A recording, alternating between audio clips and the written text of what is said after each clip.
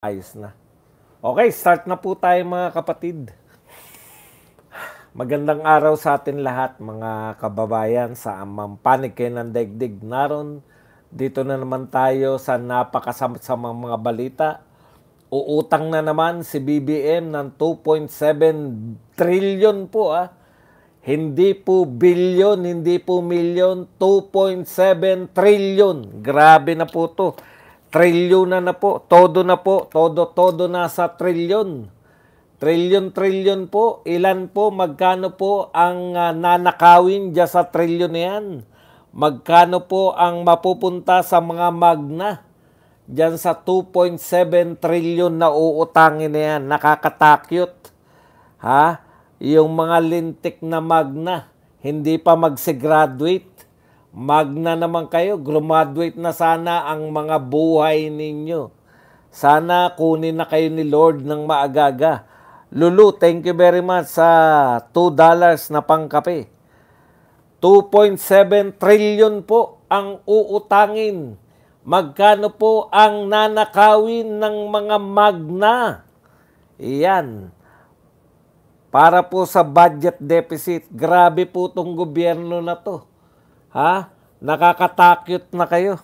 Sarap niyong pagpapaluin. Wala kayong iniisip kundi makaisa.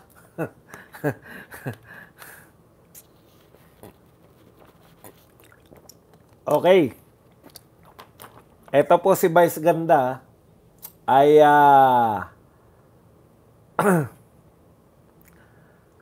nagsalita na po tungkol po dito sa, ayon po sa kanya, malawakang bashing na natatanggap niya, no? Nagsalita na po si Vice Ganda. At syempre, kunwari hindi siya affected, pero nagbakasyon. At yung pong interview ni Corina Sanchez dito kay Sara Diskaya, borado na po. Akala ko ba okay naman? Akala ko ba walang anomalya dyan sa inyong bakit binura? Yan po ang mga pag-uusapan natin, pero bago yan, kung bago ka pa lang dito sa ating channel, mag-subscribe ka na. Dahil ito lang ang tanging channel na may kinikilingan, may pinapanigan, una sa balita, huli sa impormasyon, kaya ano pang hinihintay nyo? Pindot na, okay.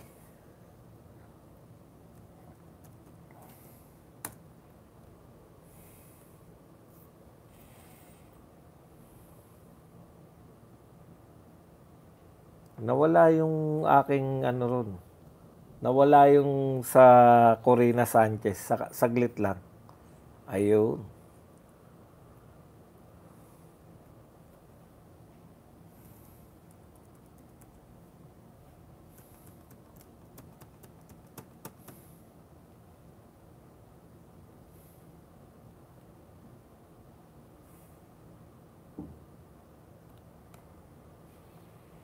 Okay, pag-usapan po natin mga kapatid, no? Ito po, unahin na po natin tong hindi ganong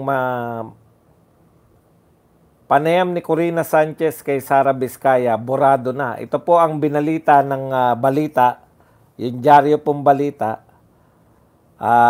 kapapasok-pasok lang. Okay. Hindi na mapapanood pa sa programa ni Corina Sanchez ang panayam kay dating Pasig City mayoral candidate Sara Diskaya.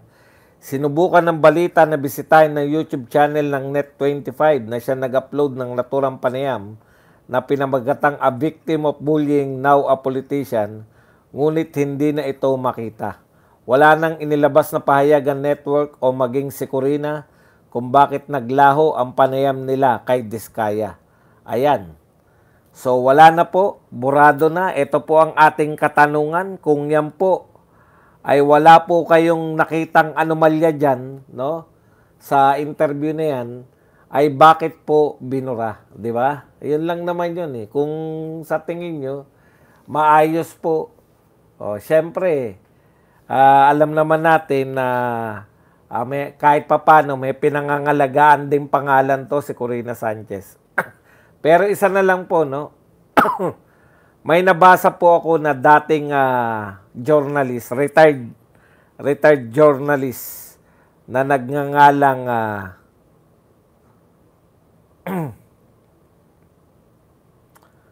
anong pangalan nito? Shelo Banal Formosa, retired journalist. Parang pamilyar nga tong Shelo Banal Formosa na to. Okay, eto po ang ganda ng sinabi niya. Makinig po kayong mga journalist at lalo na si Arn Clavio na nagtatanggol dito kay Julius Lalim at saka dito kay Corina Sanchez. Sabi po ni Shelo Banal Formosa, let's say that this Kaya piece was not a paid placement. So, palagay na raw natin na hindi nagbayad si Diskaya para interviewin nito ni Julius Lalim at saka nito ni Corina Sanchez. They claim that this was a lifestyle check feature. Okay, good. But the second they saw that huge garage and those many super expensive cars, that lifestyle story should have instantly turned into investigative journalism. Investigative story. Right there and then, they were being fed clues of wrongdoing. They didn't smell the rotten deals. What happened to their journalistic instinct?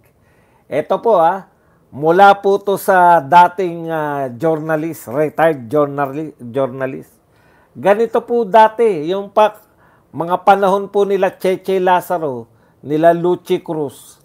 Yan, yung probe team, may probe team nung araw. At saka sari-sari pong mga investigative journalism. Nung araw po, talagang yung mga journalist noon, yung mga TV, kaya may mga expose pang tinatawag. Tama po yan.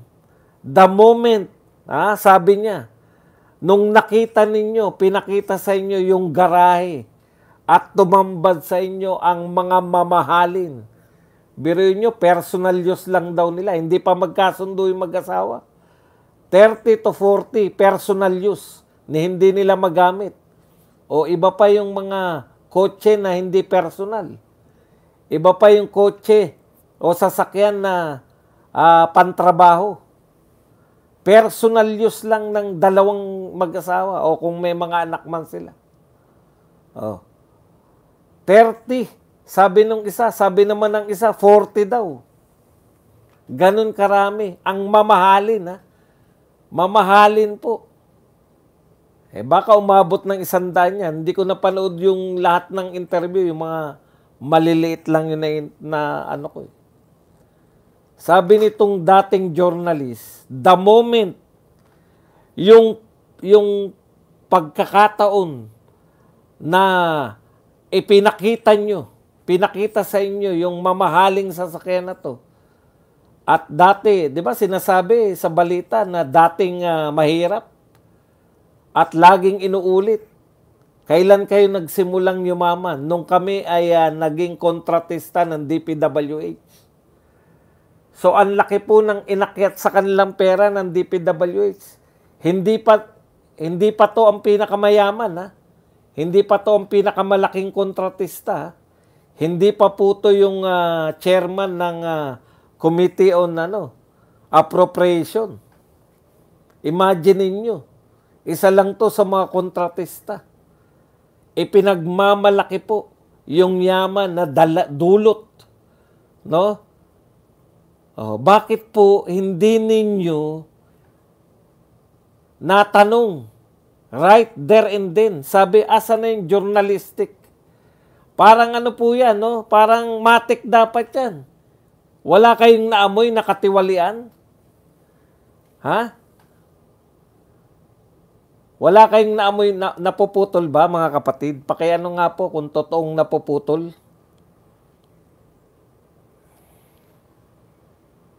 Dahil dyan, titigil tayo. Napuputol ba raw ang ating ang ating broadcast?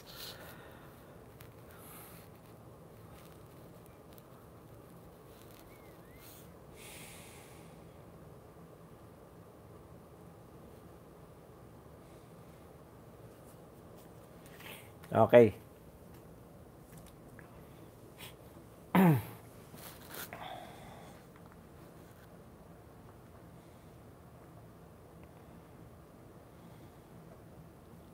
Oh, mas maraming goods eh. Okay na tayo, goods. Talaga napuputol. Marami po kasi concept ng ng internet ngayon. Sabihin nyo lang kung talagang napuputol at magpapalit tayo. Pinaghahanda, ayoko nang ayoko pong nabibitin tayo eh. Okay. Balik na po tayo. Okay na po yan. So, sa makatwid, mga kapatid, ako lang yata pinuputol niyo. Gusto niya yata maputol yung iniisip ko eh. Tama po yun eh, yung dating journalist eh. Yung mga journalist natin ngayon, wala na po. No? Dapat, sabi nga, Arn, makinig ka. Hindi mo ba naisip, Arn? Yun lang ba yung tinitignan mo talaga, Arn? Wala kang nakikitang mali. Ha? Kala Corina at kay Julius Babaw na bakit hindi nila inimbestigahan o bakit hindi nila tinanong? Na okay na po kung talagang wala naman pong problema. Bakit? Tinanong ko lang po kasi may nagsabi na po putol eh. Kung okay naman na po, okay na po tayo. Alam nga naman ngayon pa ako magpalit ng Starlink. Saan po ako kukuha ng Starlink ngayon?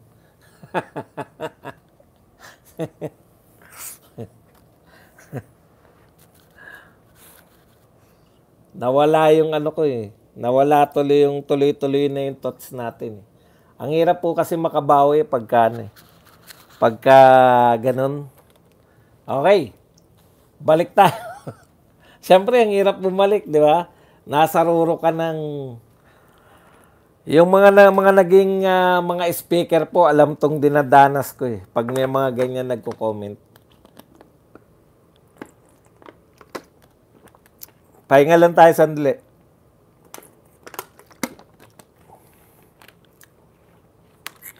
Let me collect my thoughts.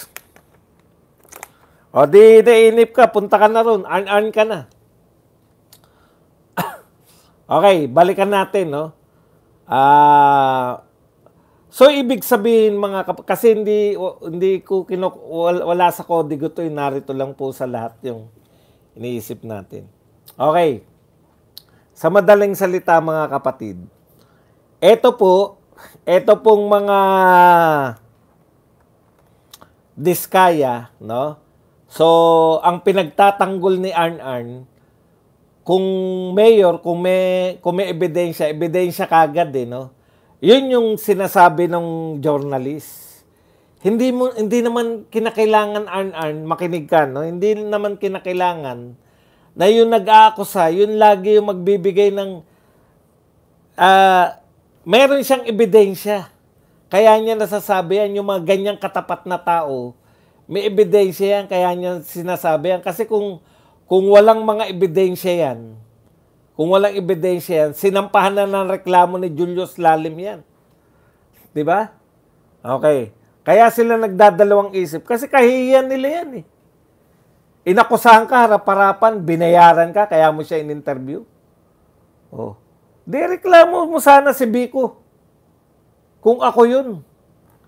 Kung may pera ako. Kasi hindi ako mag-aaksaya na lahat ng maninira sa akin at sikat, titirahin ko lang. Pero kung hindi naman sikat, papatulan yan. Ay, huwag mo nyo sabihin hindi sikat si Biko. Di ngayon, siran-sira na sila. Aminin man itlat hindi, siran-sira na. Si Arnold Clavio, kaya palag ng palag yan, alam nyo na. Siyempre, eto nga, mga sikat na broadcaster tong si Babaw tsaka to si Corina Di lahat na sila ngayon pinaghinalaan. Yan yung problema nyo Hindi sana kayo pinaghinalaan kung paminsan-minsan, hindi madalas. Kung paminsan-minsan sana, pinapanigan nyo rin yung mga Duterte para hindi kayo halata. Halatang halata kayo eh. Lahat ng mga malalaking mainstream media, malalaki po hindi po yung SMNI, Net25, yung mga malalaking mainstream media, lahat, karamihan sa inyo, anti-Duterte. Kaya, tapos, sasabihin nyo, magtataka kayo. Bakit hindi na kayo Mula po sa salita ni Arn, si Arn na nagsabi mismo, bakit daw may problema sila kasi sinisiraan daw ng social media at pinaniniwalaan daw kami. Kita nyo na yun? Kung sinisiraan lang namin kayo, lahat ng resources meron kayo, di ipakita nyo. Ang paninira naman namin sa inyo, bias kayo, anti-Duterte kayo. Di ipakita nyo na hindi kayo anti-Duterte. Ang dali lang naman nun eh. Di ba? Marami nagsasabi na hindi naman ako maka-Duterte. Halimbawa ako, marami nagsasabi na hindi ako maka-Duterte. Di ba? Di sinabi ko, sige magpakita kayo ng mga isang video ko na binabanatan ko yung mga Duterte. Ang problema sa inyo, sasabihin yung sinisiraan kayo ng mainstream, ng mga social media, ng mga vlogger. Totoo naman yung sinasabi namin. Totoo namang anti-Duterte kayo.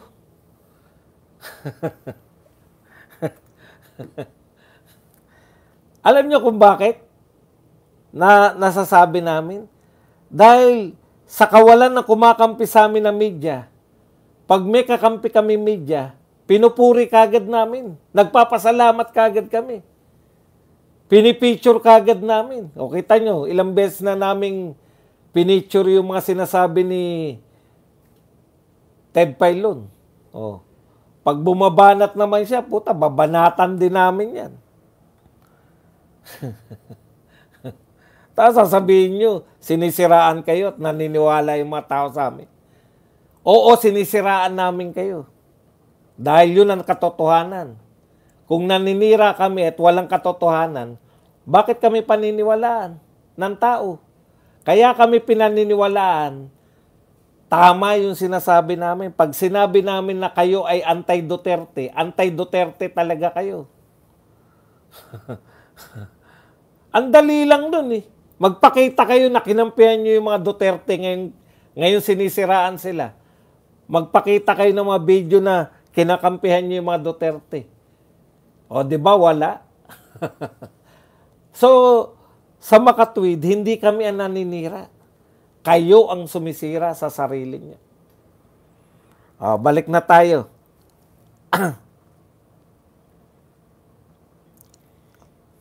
Hindi talaga panig kami sa mga Duterte. Wala kaming balance. Yun na. Pero, ang pagpanig sa mga Duterte, yun po ang katotohanan. Pucha, sasabihin yung masama ang war on drugs. Yung mga tao na gustuhan nila. Sino masisira?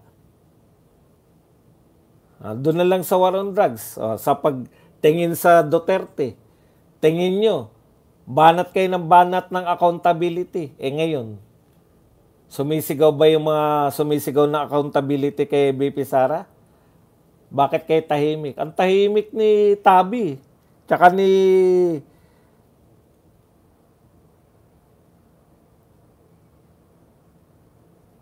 yan po ang problema. Hindi nyo sinapuso yung pagiging journalist nyo. Pinakitaan kayo ng mga mamahalin sasakyan. Saan nyo po nakuha? Kung ako yun, di ba? Paano po kayo sasakyan pa lang to, Malamang may mga mansion pa yan. Sa sasakyan pa lang, magkano na sasakyan? Ganun kalaki ang kontrata nila. Bilyon na siguro yung masasakyan pa lang. Alam nga namang sa sasakyan nila lahat na punta yung mga kinita. Di ba? Okay. Punta po tayo rito sa utang. Nakakagulat po, no? Magkano na nga yung ano natin? Yung budget natin, magkano na nga yung budget natin? Budget of PH 2026. Ang budget po natin ay 6.79 trillion. Ang uutangin po natin, 2.7. Mahigit, mahigit 2/3, mahigit 1/3 ng budget natin ay manggagaling sa utang. Anong uri po yan? Ang gastos natin, ibig sabihin, etong budget na to, malaking bahagi ng budget natin ay magmumula sa utang. Pinaka-worst na po to, Mr. President. Tayo din magbabayad yan. Paano po mababayaran yan? Wala na po ba yung kasabihan na habang maikli ang kumot, magtiis mamaluktot? Alam niyo po ba ang 3 paraan para tayo hindi mangutang ng malaki? Una, taasan ng tax. Masakit po yun pag tinaasan ng tax. Ikalawa, magtipid. Wag lakihan ng budget. Lalakihan nyo yung budget, yung pala uutangin nyo lang. Karamihan po ng inuutang natin, ito po nakikita na ng taong bayan . Wala naman napaparusahan, wala kayong ang balak pa ninyo, isolated lang yung Bulacan. Wala po talaga, ni task force, wala. Sino po nag-iimbestiga sa mga katiwalian sa DPWH? DPWH chairman, secretary? Pinaiimbestiga ninyo mismo sa DPWH, yung mga katiwalian sa DPWH? Sa tingin ba ninyo, walang kinalaman yung secretary? 3 taon, siya pa rin pala mag-iimbestiga. Walang task force, wala lahat. Meron dito. Mag-iimbestiga raw sa mga kapwa nila congressman. Mga congressman din. Alam niyo po, pasalamat tayo talaga. Si Marcoleta nariyan. No? Kaya lang po, pag maganda po yun, ilalantad ni Marcoleta. Pero pagkatapos ng lahat, recommendation lang po . Sana yung mga ombudsman na mapipili ay ombudsman na walang bahid. Ombudsman na magtatrabaho para sa bayan. Hindi. Kung si Boying kaya maging ombudsman, yari na naman tayo riyan. Paano mananagot yung mga yan? Good news. Ngayong araw na to, lumabas na po yung conviction ni Napoles. 55 years na makukulong si Napoles. Imaginin po ninyo. Alam niyo po ba kung magkanong pera ang pinag-uusapan kay Napoles? 100 billion lang, 100 milyon lang po, 100 milyon. Dito po ang pinag-uusapan natin, trillion.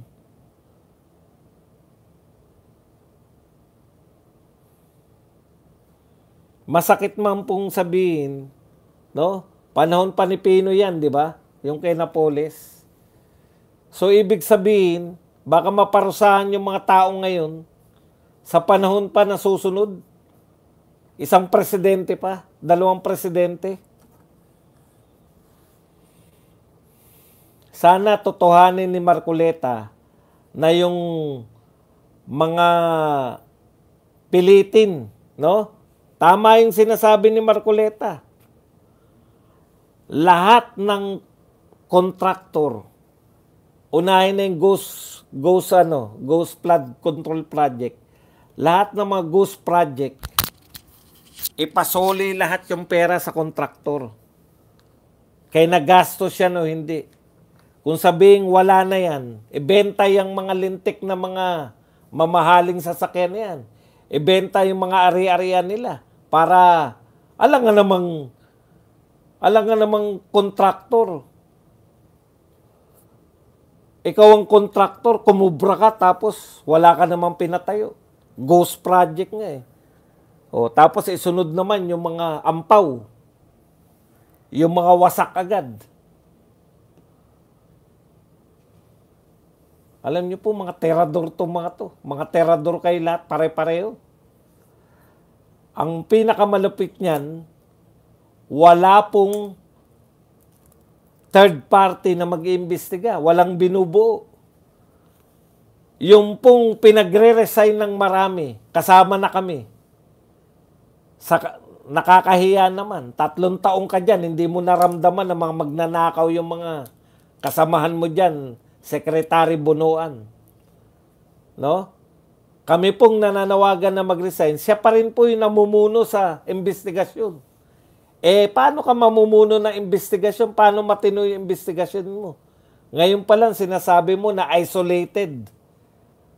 Ano ibig sabihin? Sabi ni Ping Lacson, pag isolated, in-isolate mo, sabi mo isolated case yung sa Bulacan, walang balak na imbestigahan yung mga ibang flood control project.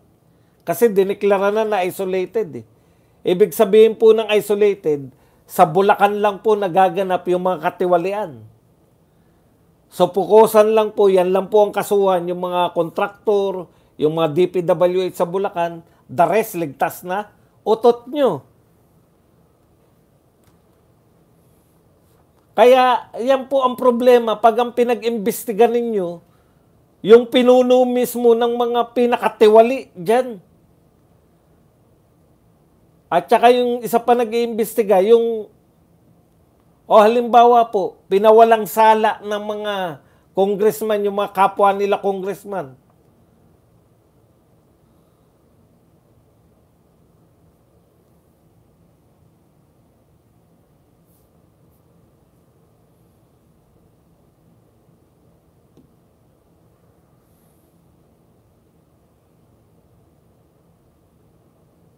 Tapos sinabi ni Marcoleta na may kasalanan. O paano na yan?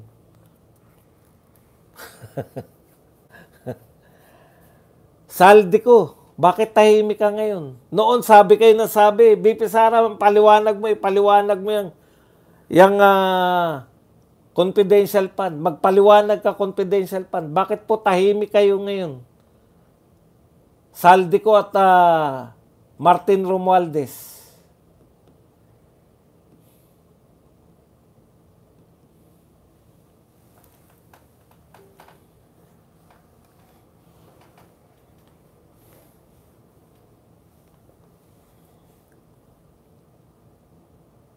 Grabe. Ang laki ng uutangin natin. 2.7, mahigit 1/3 ng budget iuutangin.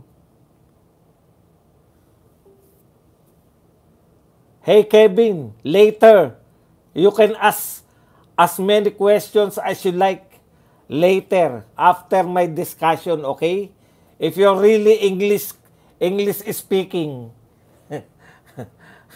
Can you understand me? I will answer all of your queries later. Okay? That's part of our program. But this time, you just listen.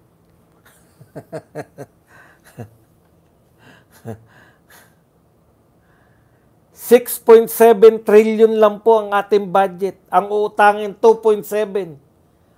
4 na trillion lang po ang nagmula sa tax. Ang nagmula po sa mga kinikita natin. Kinikita natin sa mga papasok. Kinikita natin sa mga sa ating mga ine-export. Kinikita natin sa ating mga kung ano man yung mga kinikita natin.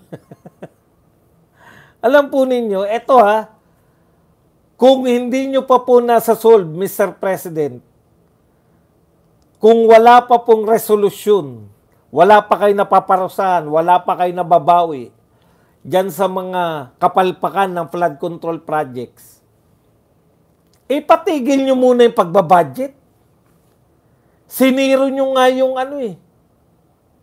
Ha? Ganun din naman. Tignan nyo ha.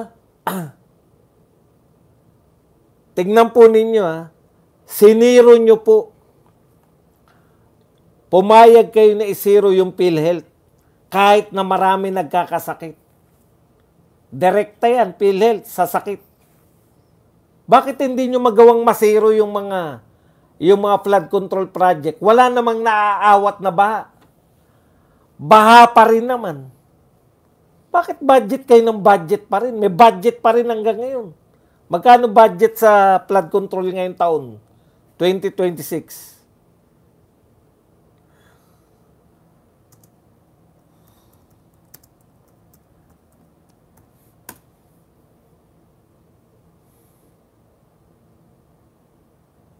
Wala nakalagay. Magkano yung budget natin ngayon sa 2026? O, di ba? Yan yung problema. Ayaw pa rin ninyong tumigil. Sa kababudget dyan, wala naman kayo napipigil na flood. Eh di makatipid tayo, hindi na tayo uutang na. Kung 200 billion yan o 300 billion, mababawas po yun sa utangin natin.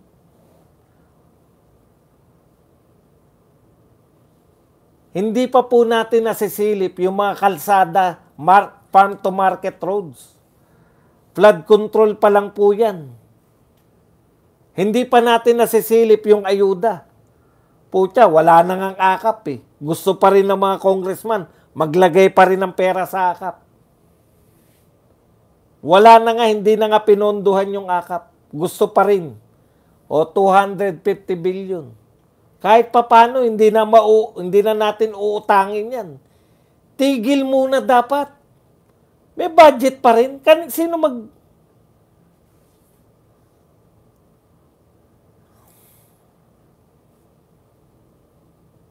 tuloy-tuloy lang. Walang pakialam. Walang nakukulong. Walang natatanggal sa trabaho.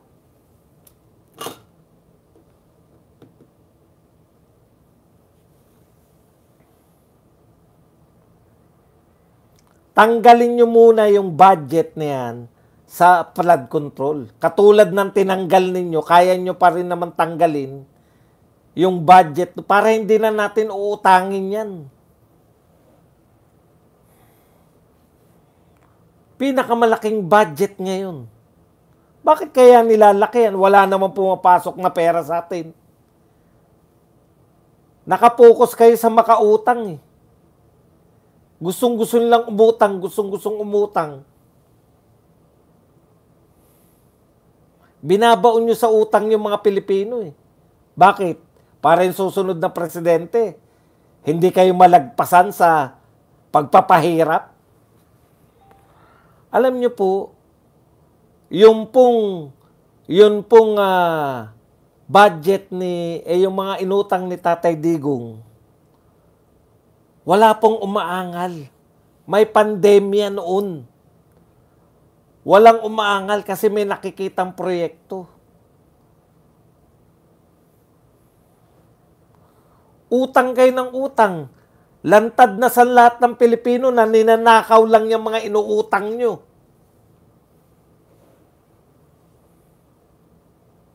Ni hindi nyo mapaliwanag.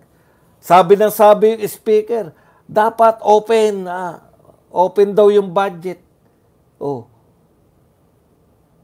Wala naman palang report yung small committee. Ang simple lang po, para malaman man lang namin kung sino yung mga malakas magnakaw. Sino yung nag-insert?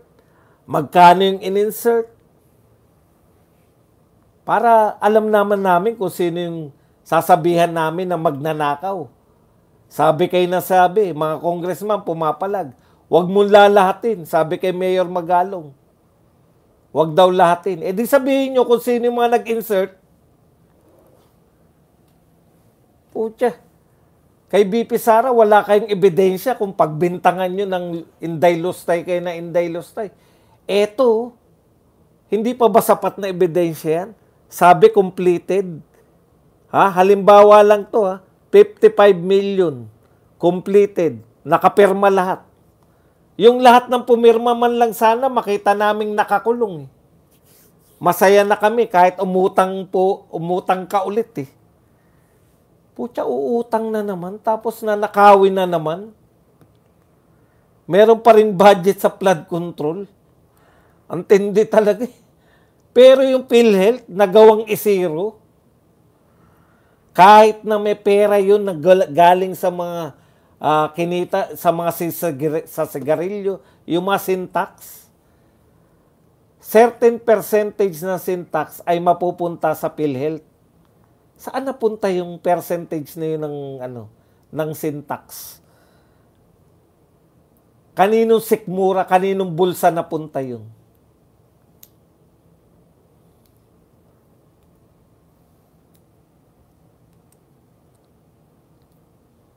Hindi na po, late na yan, JC9. Hindi na 5,500. 9,000 na nga eh. 9,000 na yung flood control na yan, hindi na yung 5,500. 9,000 na yan. Unti-unti natin nakikita yung mga yan. Tapos, uutang. Saan nyo dadali na naman yung utangin nyo? Okay. Eto po. Parang tong mga si Vice Ganda, nagsalita na po, no? Una, sabi ni Vice Ganda, hindi raw siya nagbabasa ng mga sangkatutak na basher niya. Hindi ko alam na binabash ako ng malala. Hindi niya raw alam na binabash siya ng malala. Di mo alam talaga. Apakasinungaling mo. Imposible namang hindi mo alam na binabash ka. Puta ka tarantado. Buti pa yan sabihin mo na hindi ako affected. Pero hindi mo alam na binabash ka ng malala. Tingin mo, normal lang ang lahat? Napakasinungaling mo.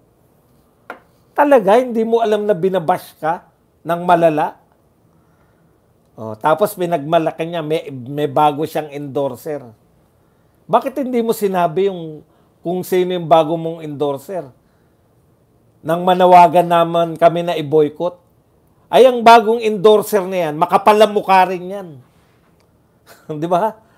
Yan ang pinakamakapal. Yung McDonald's, wala tayong magagawa dahil dati ka ng endorser. Pero may magpapa-endorse pa sa'yo ngayon na bago, puta, matindi ang pagiging anti-Duterte niyang produkto na yan.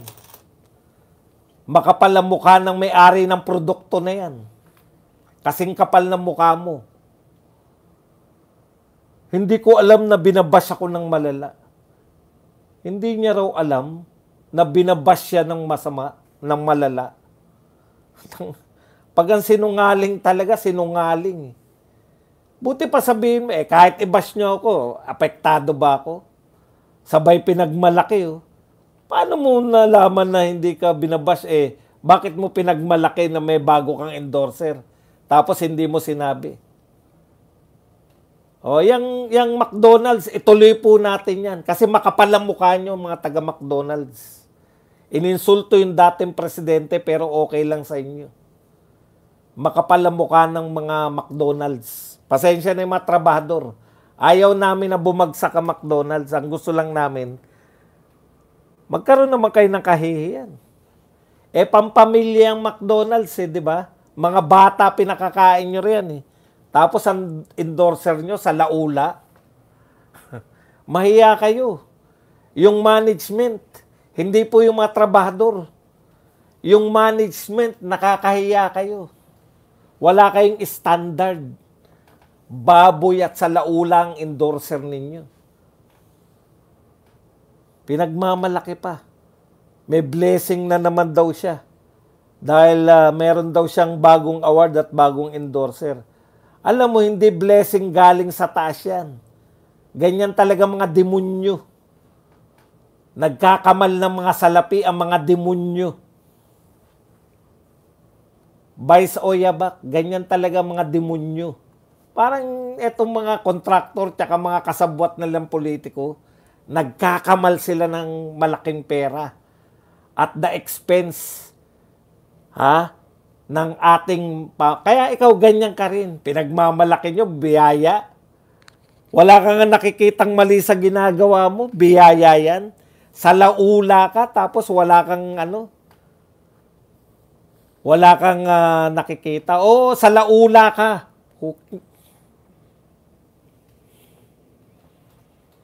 Ikaw ang pinakabastos at pinakasalaula sa lahat. Nakita ko eh.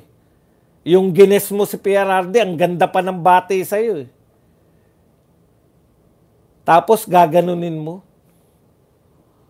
Ikaw ang pinakasalaula sa lahat ng endorser. McDonald's. O sige, pagtawanan nyo lang kami. Walang epekto, talaga. Ganyan din yung sinabi nila eh. Yung nanawagan yung mga OFW na wag mag-remit ng 1 linggo. Wala raw epekto yan. Hindi raw tatagal yung OFW kasi kinakailangan nila magpadala. Walang epekto, pero pagdating ng paglabas ng ng resulta. Ngayon, pinagmamalaki nung labas. Hindi ko alam na binabash ako ng malala. Doon pa lang sa sinabi mo eh. Sinungaling ka na eh. Paano mong hindi nalaman na binabash ka ng malala?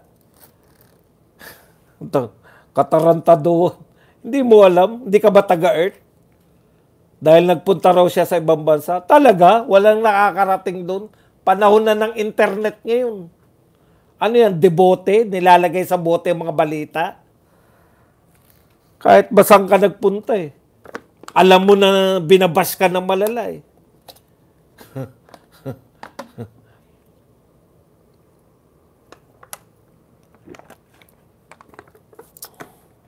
Okay. Yan lang po ang ating topic. Pwede na kayo magtanong. Pwede na